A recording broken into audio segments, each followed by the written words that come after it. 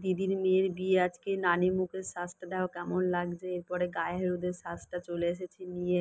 তারপরে গায়ে হলুদের তত্ত্বতে আছে কত বড়, দেখো মাছটাকে সুন্দর করে শাড়ি টাড়ি পরিয়েছে, আর গায়ে হলুদের তত্ত্বও সব মেয়ের বাড়ি ছেলের বাড়ি থেকে চলে এসেছে। তারপরে আমরা সবাই চলে গেলাম গায়ে হলুদের বাজনা নিয়ে। গায়ে হলুদের সাজটা সেজে দেখো আমার মেয়ে তো সুন্দর করে সাজিয়ে দিয়েছি, শাড়ি পরিয়ে দিচ্ছি, নিজেও সেজে নিয়েছি একটু।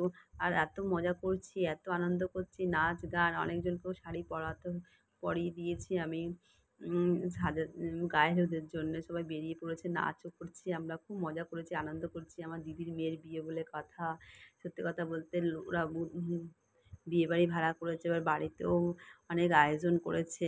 তারপরে আমরা বিকালবেলাতে সেজে গুজে নিলাম, নিয়ে দিদির লজে চলে আসলাম গোধূলিবেলা। লজটার নাম এই দেখো, লজটা খুব সুন্দর দেখতেও।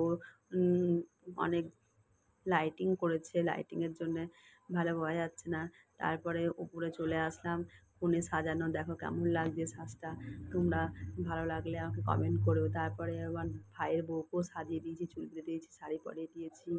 তোমাদের ভালো লাগলে আমাকে অবশ্যই ফোন করে বুক করবে নেবে। আমার মেয়েও সেজে নিয়েছে সুন্দর করে, আমরাও সাজেছি। আমার ভিডিও তোমাদের যদি ভালো লেগে থাকে অবশ্যই কমেন্ট করবে, লাইক করবে। বাই, পরের ভিডিওতে